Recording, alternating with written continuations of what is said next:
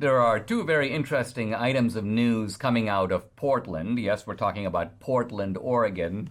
By the way, the site of the series Portlandia, which makes a kind of wry fun of Portland. But there's nothing funny about what's been going on in Portland over the past year. Incessant rioting, incessant arson, occupations, burnings, even murders.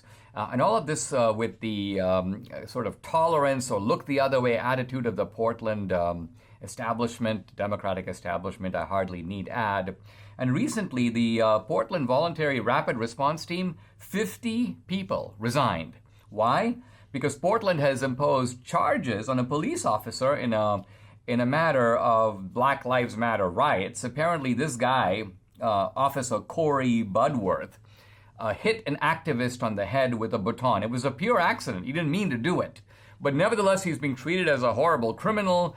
They're trying to go after him and prosecute him. And so basically, Portland doesn't have right now this rapid response force. Now, Portland, as if to divert attention from all its problems and the fact that it's becoming and has become one of the most unlivable cities in America, literally a horrible place.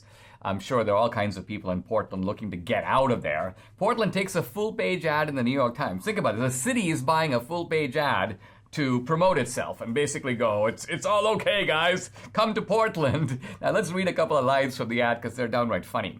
Some of what you've heard about Portland is true. Really, all of what you've heard is true. Some is not. This is their way to cover up the bad stuff. What matters most is we're true to ourselves. Really? That's what matters most. You're true to ourselves. This is like, I always think of Adolf Hitler. You may agree with me, you may disagree with me, but what really matters is I'm true to myself. Now, they go on. This is the ad. This is the kind of place where new ideas are welcome. Not true. You can speak up here. Not true. You can be yourself here only if you are a leftist, not otherwise. Otherwise, they go after you, they terrorize you, and you become a target. We have some of the loudest voices on the West Coast, and yes, passion pushes the volume all the way up. So this is the kind of really disgusting self-congratulation that you have. People have accomplished nothing. Yes, we're passionate, but that's how we are. We've always been like this, quote, we wouldn't have it any other way. Now, this ad is so dishonest from start to finish that I had to write my own ad, which is actually written by a kind of Antifa guy living in his mom's basement. And this is the real Portland. This is what they really should have put in the New York Times to give in the name of what they did is false advertising. So here's true advertising. My name is Austin. I live in my mom's basement. I've been living here for 7 years. I don't have a job. I'm very lonely. My mom doesn't like me. In fact, her nickname for me is Austin the Weirdo. Every now and then, though, I come out, I go, Mom, where's my Halloween costume? I gotta go fight Nazis. Now, to be honest, I've never met a Nazi.